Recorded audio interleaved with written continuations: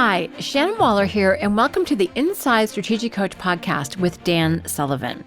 Dan, today we're going to talk about our Strategic Coach core values, which I am very excited about. We've done this several different times over the years, and this version is very clear and very succinct and very beautifully illustrated now also by our beautiful Hamish, our wonderful cartoonist. So let's talk through what those 4 different core values are so that people really know what Coach is about and what we endeavor to live both internally and externally. Yes, well, just to make it very concise on one sheet of paper so there's 4 very distinct areas where we talk about the values. And these are things that really get reinforced every day in everything we do. And I'll just give you the 4. The first area is growth and results. So we're a business in the marketplace, and our ability to stay in the marketplace depends upon constant growth and bigger and better results.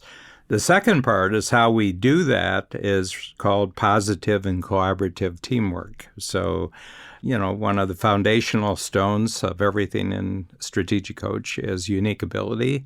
And then 2 things. You want to more and more get masterful at your own personal unique ability, and then you want to be able to increase your teamwork with other people's unique abilities. So growth and results, positive and collaborative teamwork. Number 3 is first-class experience. So right from the beginning, and I've had a real eye for people who package really well, people who create really great experiences, in all areas of life. I look a lot at the hospitality industry, restaurants, hotels, cruises, and just how well they treat people who are customers and clients who come in for those experiences.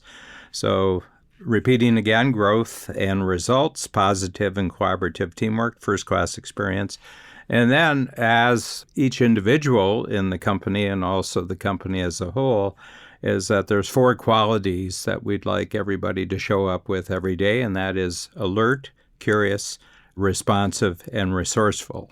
And your growth as an individual in Strategic Coach, it counts very, very highly how you become more alert, more curious, responsive, and resourceful. So these are the 4 areas. Once again, growth and results. Number 1, positive and collaborative teamwork. Number 2, first-class result. Number 3, and alert, curious, responsive, and resourceful. Now, I'll go deep with each one of them. So let's kick off with growth and results. I really like this one, and I have my own thoughts about it too. But it's really great that it's both people growing and also so that the company grows and our clients are growing. Yeah. I really, really like things to always have an excitement about them. That every part of our company, every area of different activity, different unique ability that Strategic Coach team members have. I like to see growth, and I like to see the focus on growth. So we're always aligning ourselves with, and we're focusing on, and we're championing the individual and team goals that most support the company's growth and results. And we just completed not too long ago our 30th anniversary of the start of the Strategic Coach as a workshop program. So that was November of 1989, November 13th to be precise. So in that very first year, I kept track of what the baseline number was going to be, and we had a particular revenue output for the year. And I had been a one-on-one coach before, and this was much larger than I had ever done as a one-on-one coach, where it was just me essentially going to people's offices and, traveling sometimes across the country to have a coaching session. And now they came to us, and they came to us in numbers. So the first workshop, we had 6 individuals. But in that year, it grew to about 20, 25 that we would have in a workshop. And it was tremendous, just the growth in revenue results. Also, right from the beginning, we began adding team members. So we grew in team members. And I've always seen that as a very positive thing. I know there's a thought in the world that you try to become $1 million company where it's just you and it's technology and you outsource everything, but that doesn't really appeal to me. I like having lots of growth-minded, very talented people around me. I like the crowd. If it's the right crowd, I really like the crowd. But the big thing is that we keep very, very good measurements. We're measuring all the time. We have daily measurements, we have weekly measurements, monthly, quarterly measurements, and then, of course, annual measurements. And we're always comparing what we've done back to what was previously done, and you can see the jump, you can see the growth. And, in one of our, I think, probably most impactful concepts in the program, which is the gap in the gain. We don't have ideals for our goals. We have measurable targets for our goals. So after 30 years, we look back, and what we did in our 30th year was 230 times the revenues, and the profits were better than the first year. The first year we had profits, but, it paid for some parties. But now we're a very healthy, very profitable company. And I should say this, every year for 30 years we've been profitable. We had 2 years when we didn't grow, which was during the downturn of 08-09, but we were profitable both of those years. So that's growth and results. It's part of the evaluation of our company as a whole on a team basis, and also on an individual basis, that we can directly connect what people's day-to-day work is and what kind of results those are producing. And just it's really powerful. We'll talk about the team next, but it's interesting about who we attract into our organization. They need to be growth-minded and also be willing to be accountable for results, because that's also what we're endeavoring to do with our clients. So I like the integrity between front and backstage, Dan. All right, so let's jump into the next one, positive and collaborative teamwork. And that's my jam, so I love this one especially. And our definition here is that we encourage and cultivate a culture of collaboration, respect, and positivity that enhances unique ability teamwork. As you were talking a little bit as we got started, people need to learn and appreciate and get deeper into their own unique ability. But really, it's how it works in coordination and collaboration with other people that actually produces the results. Do you want to talk about that a little bit? Yeah, well, there's kind of two things that I think give greater insight into this particular one, is that I'm not really a great believer in equality because I've never had any evidence of it. In other words, people say, don't you believe in equality? I said, I would believe in equality, but I don't really see evidence, especially equality among people. And I said, what I do believe is in uniqueness of individuals. And my sense is that every individual is born with a different set of capabilities, a different ability to like certain situations, not like other situations, kind of like conditions, environments, circumstances, situations. The other thing is that we come to grips with very quickly, if we're really going to grow as an individual, that this has to be done in cooperation with other people who have different skills. And that the real breakthrough is just finding out what you're great at and gradually reducing all your involvement with things that you aren't good at, but find someone else who complements you, somebody else who has a different skill, different thing, that you reward yourself differently for how you do this. And what we want to do is to get the maximum number of different unique abilities within an overall system of unique ability teamwork. So I'm really quick to spot where somebody's got a skill, and I said, I think there's a place for that. I think that skill that they have. And I'll give you a good example. Everyone who is in the coach community right now receives a quarterly book. It's a brand new book. It's a small book. And one of the notable features of our small books is that they have cartoons. And the cartoonist, Hamish McDonald, came to Strategic Coach, and for 15 years, 10 years anyway, was a writer. And what I would notice is that when he would be listening to something in a meeting, he'd be drawing little doodles. And these were doodles beyond normal doodling. These were actually little tiny cartoons. And he had beautiful handwriting. And as I found out, he created his own notational shorthand language and everything else. And I just had an opportunity once. It was a dinner that we went out, and He's lived at a distance for most of his time in Strategic Coach because writing can be done at a distance, but so can cartooning.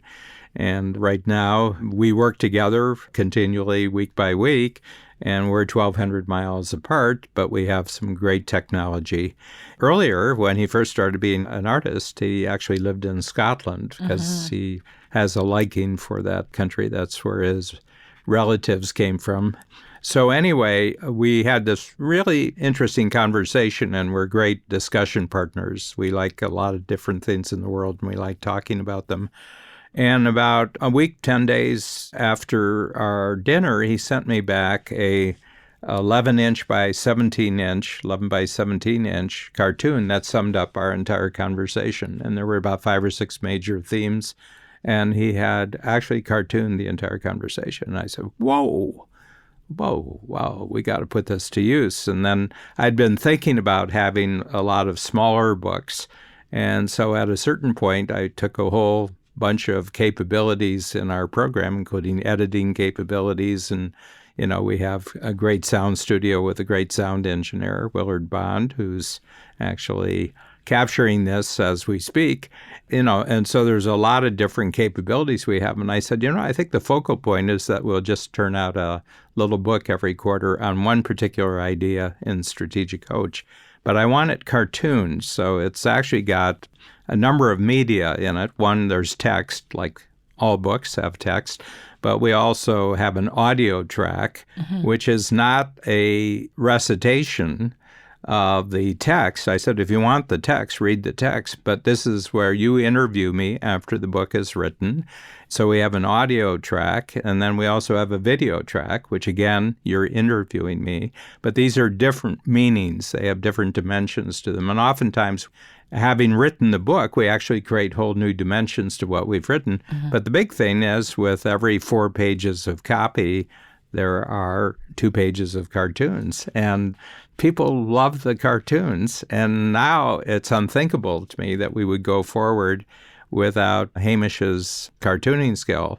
And we have such great teamwork. Just previous to coming on to do this recording, we just sketched out a whole new 2 pages of cartoons, and it was 16 minutes start to finish. We were just looking at the copy, and we got a handle on it. And I'm noticing that both of our skills that we bring to bear, me just basically outlining what the content's going to be, and then the two of us together just discussing it, and then he very, very quickly establishing, what the visual components are. Within 24 hours, he'll have come back, and that'll all be almost like finished artwork. And then we usually do it in 3 tries, and we just get the basic, we get the 10,000-foot level cartoon, and then we drop down to 1,000 feet, and then we drop in and we get the final details with all the text that goes along with cartooning. And I just use this Hamish example just to talk about that I'm on the lookout, being along with Babs, we're the 2 main leaders in Strategic Coach. But what I'm constantly looking out for is any kind of unique skill that somebody has that I think can enhance the overall teamwork of Strategic Coach. And if they'll take me seriously, because what I often find is that I'm more serious about the thing that they do differently than they're serious about it, because they've gone through a school system that discouraged doing things differently. They went through a school system where everybody does the same thing. A lot of them were in job situations before where you were rewarded on the basis of your conformity. Okay, well, we don't reward conformity here. That's what technology is for. Technology, I want my computer to operate the same way every time. Humans aren't really good at that type of sameness and conformity. It grates on them, and I think it wears them out. So I just said, well, technology is going to take care of a lot of the uniformity and the consistency. So we're just going to free up humans to do unique things, but not on your own, not on your own. Your unique ability, as unique as it is only valuable to us if you can combine your uniqueness with 1, 2, 3, in some cases, 10 other people's uniqueness. And each of you does the part of the project that gives you the greatest. First of all, there's just enormous energy to it. You're motivated, you're fascinated. But the fact that everybody else in your team, and we call everybody a team member at Strategic Coach, they're not employees. The whole point here is that it's all collaboration, and the more unique abilities you can combine in great, open, positive, collaborative work, the bigger and better the results are. That's so true. And it's interesting because people coming in from other environments, not only do they have to learn how to take their own unique abilities seriously, they also sometimes have to learn or unlearn certain bad habits, because that ability to collaborate with others and to appreciate other people's talents and to be a good person with whom to work is something that I think for some people is a little bit of a learning curve. Well, you have to play well with others. Yep. You have to do well by yourself in the sense that you have this uniqueness that you're always working on. So you have to be doing well when you're by yourself, but you also have to play well better and better as you go along. So people who just want to do their own thing, I just want a job. In the old days, we had to leave a lot of people go, and we're much clearer and upfront about, look, this is the rule. It's unique ability and unique ability teamwork. And if you take these two things seriously, you'll grow. If you don't take them seriously, you will go. You know? And we do say grow or go, actually. Yeah. That is one of our lines. Yeah. Dan, let's move to first-class experience. And this is directly from you, in my estimation. And our definition here is that we strive for front and backstage excellence in creating professional first-class experiences that continually produce wow moments. And that is from the moment you walk into our space to how you're received, to the food, to the experience when you sit down, the team that greets you. Your leadership and clarity on this has been instrumental in people's experience of it. And everything from even the hand towels in the restrooms. We're always upgrading that. So can you talk a little bit about how much you appreciated hotels when you were young? Because to me, that was sort of a defining story that adds to this. Well, first of all, I grew up, on a barely surviving farm, always close to the line in the 1940s and 1950s. So, this was farm country, 1940s, 1950s, and it was small town America. I think our nearest town had 1,500 people. But the nearest city was Cleveland, so it was about 60 miles. And on one occasion, we went on a shopping trip. It was my mother, and I have an oldest sister. She's the sister in the family. And they parked underneath what at that time was a 4 or 5-star hotel. And Cleveland was like the number 5 or number 6 city in the United States, and they had this skyscraper above it was called the Terminal Tower. And up until probably the 1960s, and this was the tallest building west of New York City in the United States. The Terminal Tower. It's a beautiful building, still there. And they had this marvelous, marvelous luxury hotel because in the 40s and 50s, first-class travel wasn't by airplane. First-class travel was by train. You had sleepers, you had luxury cars and everything like that. And at every big city junction, when some people would take the train during the day, but at nighttime they would sleep over in the hotel, and this was really first class. On a trip, I asked my mother if, while she and my sister were shopping, and these were big department stores, kind of really great department stores. We don't have those kind of department stores anymore. And I asked if I could just sit in the lobby of this hotel, and it was for about 2 hours, and I had lunch money, so I ordered a sandwich, and I said, I'm just going to sit here and take it in. And it was almost like I was bathing myself in my future. And I said, I don't know what it's going to take, but I have to tell you, my future looks like this luxury hotel. And I was watching the interaction between the staff and the customers were all marvelously dressed, and the service was impeccable. And I said, this is the standard for the rest of my life. And the interesting thing is that I'm the only one in my family that has this. You don't know where things come from, likings and dislikings. You don't really know where they come from. But I can measure all my progress in life just by how, both in my personal life and also in my business life, everything's got to be first class.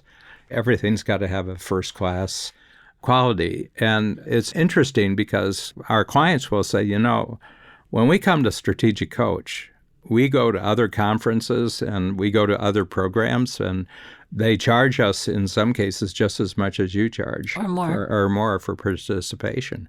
But the way that we're greeted, the way that we're treated, the way that we're fed, and everything else, you're so far ahead of everybody else. And I said, well, I don't actually compare our course to anybody else's course. So let's say someone is spending, $13,000, $14,000, $15,000 a year with us. And, the top one is $50,000. Right now, our top for a year, which actually gives you unlimited access to as many programs as you want. I said, I just take a look at what other experiences in life people write that size check for. And I said, what kind of experience and what they pay that for? It might be 10 days at a New York or London hotel, Tokyo, or wherever they're going, and then all the meals that you're eating there, the restaurants you're eating in, everything like that. But for 10 days, it might be $50,000, and the travel to get there and how you flew there and how you're transported while you're there and everything else. And I said, that's $50,000. So we have to look at how they're treated when they go to a great restaurant, to a great hotel, at a great resort, and they're traveling, and what's it like, how they're taken care of when they're traveling. And I said, everything has to be first class. Everything about it has to be first class. So that's who I'm always looking for. So when I travel, I'm always looking for new ideas of how people do things. Babs and I have just favorite restaurants, favorite other experiences through our, not just our free time, but also when we're traveling business-wise. And we've got this standard, we've got this standard in mind. This is how we need to be treated. And so we apply that to everything. But the big thing is, and I learned this from the really, really great organizations who provide first-class experience, not only is it that way front stage, not only is it that that's how they treat their customers, their clients, this is how they treat their staff. So there's no inconsistency between the front stage experience that clients can actually experience and how the team members backstage are experiencing it. The first class, because, the vast majority of contact between our company and our clients, the entrepreneurs, is through our staff. Right. So if they're getting treated with first-class care and first-class attention and consciousness backstage, then they'll just pass that on. And we don't have to think about how they're interacting because they'll interact in a first-class way. So that's my whole thing. And I'm really passionate about this. I mean, I'm a stickler. I mean, I'm a bit of a ADD wild man in some parts of my life, but when it comes to the experience, I really just watch everything, and I'll point things out. Something's brought in and, it's a box from the outside and it's unpacked and the box is left there. And I said, what are you going to do with the box? Get that box out of here. It served its purpose. It disturbs the environment. So there's a lot of Dan coming through just with this one value, Christian. And I tell you, it handles a lot of other issues too. Okay. Yeah. So talk about that. What other issues does it sort of take care of? I mean, it's interesting because I've been living with this value for my entire career at Coach, which is more than half your lifetime. More than half my life, since 1991. It's actually great talking about it because I realize it's, that term unconscious competence, it's just so baked in at this point. But I realize I'm like, I actually need to bring it to the conscious level, because if I'm happy or not happy with something, it's because of this environment. And I just actually kind of take it for granted now, but that's not something you actually want to take for granted. Well, I think, first of all, I'm really big about physical things. We have a very, very deep and solidly established design formula. All of our materials have to look, what the workshops have to look like and everything else. You really get graded on restrooms and, how food is. Food. I mean, if you go to a restaurant and it's a beautiful restaurant, but the kitchen's a mess and the restrooms are a mess, it's the last time that you eat in that restaurant. Something's wrong there. Something's wrong. Things aren't repaired instantly. Lights are out, but the lights don't get replaced. And it gives me the jitters. I said, what must morale be like in an organization where you have a 50-foot neon sign at the top of your building, and one of the letters is out for 6 weeks. I said, it kind of tells you that that's just the least of what's wrong with what's going on in that company. They come in the morning, they leave at night. Your name only has 6 letters in it, and one of them is out. It's even worse when it's the first letter, And yet I've seen this. And yet they're charging hundreds of dollars for a room at night. And, they're not cheap places.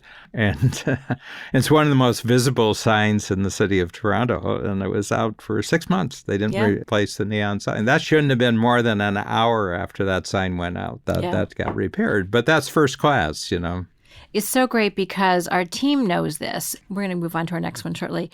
But you actually had a great way of handling when people come in late to the workshop. And this is a workshop where it starts at 9, ends at 5. There's a full breakfast beforehand. But you actually put out a very clear message in terms of how to handle people when they come in late. So can you share that? Because that to me is one of my favorite examples of graciousness, which is one of my adjectives for you, and really creating a first-class experience. Yeah, well, first of all, I try to put myself in the position of the person who's late because they've lost a lot of energy because of the fact they're probably perturbed. They're probably anxious. I'm sure they value promptness. They value showing up on time in their own entrepreneurial world. And I said, we're not going to add to their nervousness. So we want them, when they finally do come and they check in, we have concierges and they go to the concierge desk. I want one of the concierges to actually accompany the person to the workshop room. And then we have a program advisor who's in the room, and you actually bring the person in, they find them their chair, and then the program advisor shows them where we are in the lesson plan. We don't make any big deal about. They said, we're so happy that you made it. And, it's a rough travel day. We really understand that happens. And a lot of our clients, the majority of our clients, depending on where we're doing the workshop, are actually coming from someplace else because our 4 main cities are hubs. Los Angeles is a big hub, so people come from Singapore. Chicago is a big hub. People come from everywhere. Certainly in North America. Toronto has that quality too. Toronto is an international city. And then London is probably the most global of all cities. More things connect with London than any other city. So chances are that, 80% of people who come late, it's because they're coming from someplace else. And, there's a lot of unpredictability in daily travel when you're in airlines and other conveyances.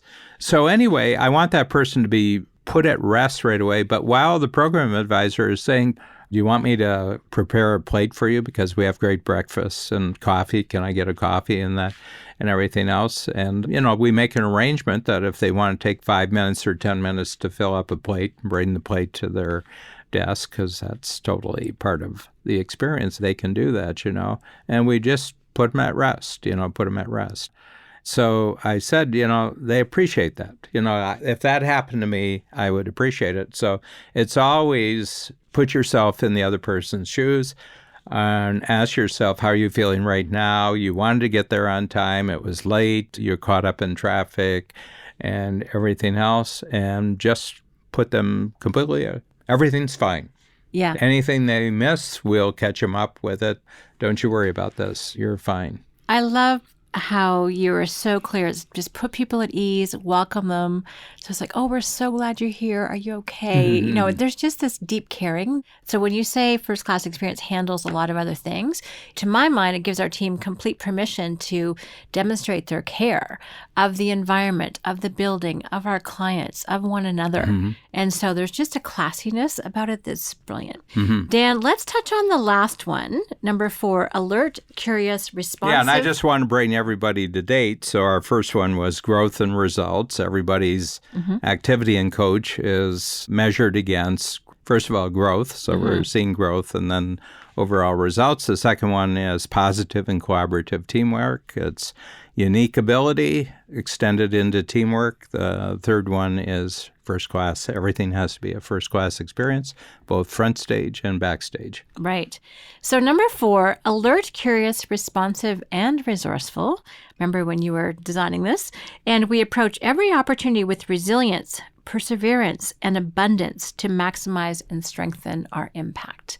I love all those words. Yeah. You've given a lot of thought to this and coached it numerous times. So talk about why is this one of our core values? Well, these 4 things, what I've noticed, if a person has unique ability and they're operating within unique ability teamwork, then the big question is, are they actually present to what's going on?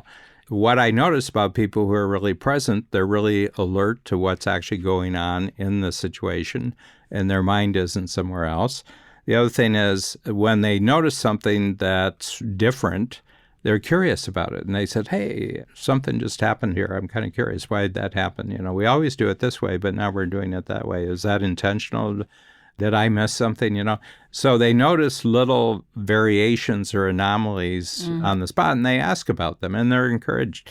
And then the other thing is that they're very responsive in the meeting, and I try to keep meetings very short. I try to set up all meetings with a thinking tool like the impact filter, and especially the fast version of that everybody who's there knows why they're there and that everybody's time is valuable. So we don't want to waste time. We don't want to get caught up in the past. We don't want to get caught up in the future. We just want to maximize the value of 15 minutes, a half hour that we have right here, and everybody gets real clear because it's all project work, it's all teamwork work, and everybody's going to make a contribution.